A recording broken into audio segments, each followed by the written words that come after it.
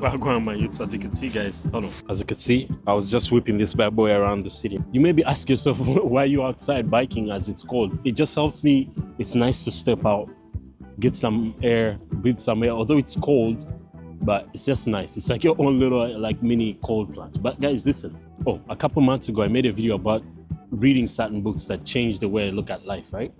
And now, as I was riding the bike, I thought about revisiting that idea. And this time, I just wanted to give a few books that I feel like if you're in your 20s right now, these are the books. If you haven't read these books, like you really need to tap into these books. Look at this cute dog. Everyone has a cute dog around here. But guys, look, what I'm trying to say is that now that I have you guys here, let's just jump right into it. The first one is called The One Thing. As you can see, this is how it looks like this. Now, this book is very interesting, right? I would read this before the next book that I'm going to tell you guys about. This book mostly narrows down on you focusing on what truly matters. Like, we have all these things that people making to-do lists every day, just putting in that to-do list, putting things that don't really matter, right? Things that are not. That's why sometimes you feel like you had a work day, you put in a lot of work on that work day, but most of it feels like it didn't really get you anywhere. That's because you're filling your work day with things that don't really matter, and it gets into focusing on that one thing that really matters and doing that every single day, no matter what. Like, that comes first. You get that one done, then everything else follows. We all have things, as some of you guys may know. You may be attacking something, then something else comes up and you're like, okay, you could get money faster this way, you could get money this way, you can get money this way. And there's all these different things that you could be doing. But this book mainly talks about the benefits of just narrowing down on that one thing that will take you forward. In the long run, just by focusing on that one thing, everything else ends up falling into place. And it talks about protecting your time, avoiding distractions. These are all points. I'm just giving general points, but if you really tap into it, and read the book, you'll be able to extrapolate this to your own life and see how this fits into your life, right? And he also talks about the domino effects, right? And he gets into that one thing will make doing other things easier. And he really gets into that. That's another point. It doesn't matter what goal you have, even if you want to become an astronaut, which is kind of crazy. In the big 205, you want to become an astronaut? That's kind of crazy, but it's your dream. I don't know, whatever. But look, if you want to become an astronaut, right? Ask yourself, what's the one thing that I can do today to bring me closer to me becoming an astronaut? That's the main takeaway I would say from this book. But read it for yourself to find the best. So yeah, that's the one thing. Book number 2 is, I would say it's like my second Bible. I read this book almost every week. I revisit it like a chapter and just read a chapter. Book number 2, and it's a very, very, very nice book. This one I highly recommend. It's called Think and Grow Rich. If you know about this book, you know about this book. And this book really gets into how to use your mindset to shape your reality. And this is a thing that I feel like many of us, mostly the younger generation, we forget how powerful our mind is, right? And we see these things on social media, we let social media really get to us, right? We let social media really get to us because we're not protecting our mind, right? This could be with like the news, what our friends tell us, like we're taking in all this information every day. We're not knowing that we're affecting our subconscious mind. And anything you put into your subconscious mind is going to end up seeping into the way you move, the way you carry yourself, your actions and stuff like that. So one of the main takeaways from this book that I really like, that I think most people underlook, is saying things that affect our subconscious thought. What do I mean by this? Most of us say things about ourselves, not knowing that we're programming ourselves to think these things.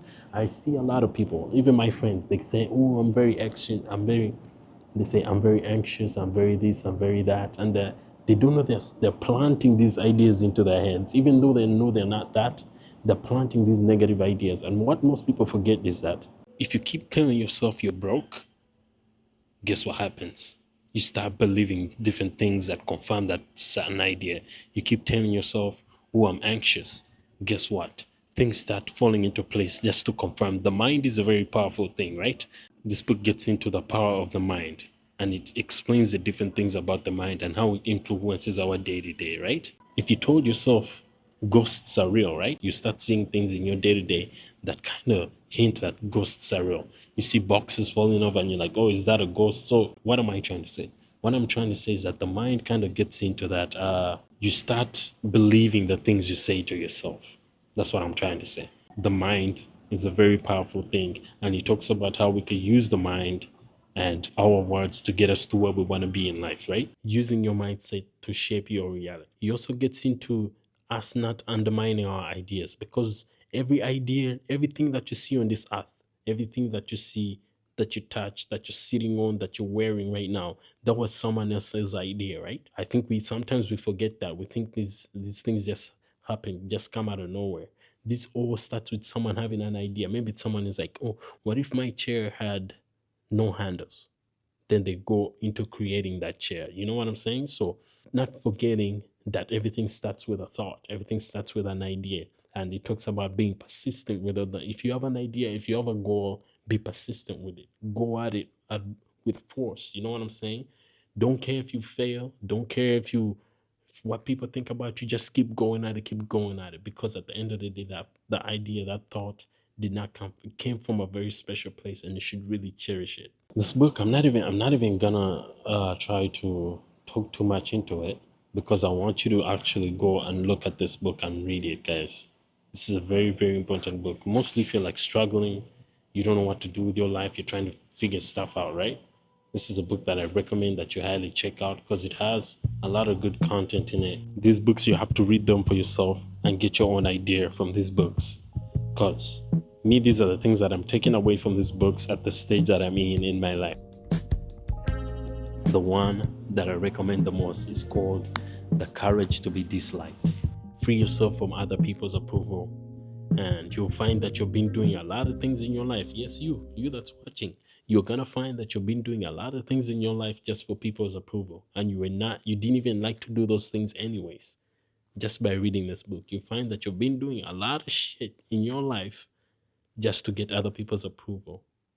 And I'm not talking about like makeup, dressing, or anything like that. There's so many things. You find people going to college just to get their parents' approval, which is not, I won't get into that. But I would say the stage that I'm in my life right now, trying to build this YouTube channel, I discovered this book at the best time. And this book gets into, it's a very hard thing not to try and be doing things to get other people's approval, because human beings have been doing this for I don't even know how long, right?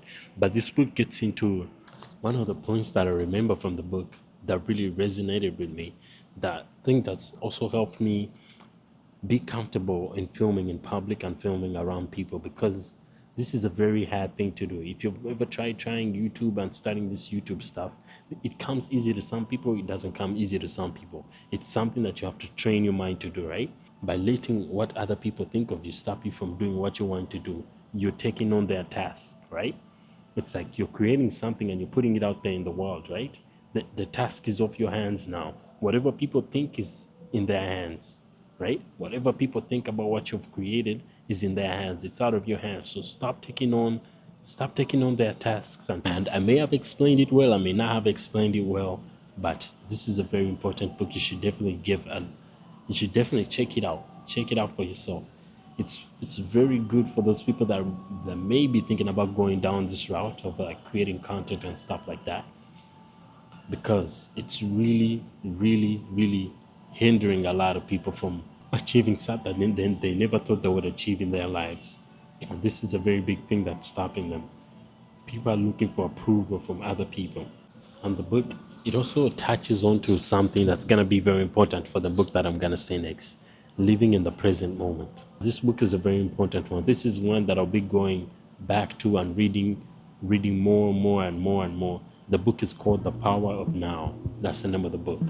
Now, I don't know where this book has been all my life, but I really needed this book, not gonna lie to you guys. Now, the author of this book really doubles down on the point of the present moment. Like, we hear this a lot, we hear this all the time, but it doesn't really click. The present moment is all we have. The future is not real, tomorrow is not real, yesterday is not real. You can't go back to it, you can't touch it. The only thing you have is like maybe video from it, but it's not real, it has passed, right? The only thing that's real is you right now, as we speak right now, as you're watching this video. That's the only thing that's real. Nothing else is real. The future is not real. The past is not real. 5 seconds from now are not real. 5 seconds ago are not real. The only thing that's real is right now. And he doubles down on that point. He really gets into it.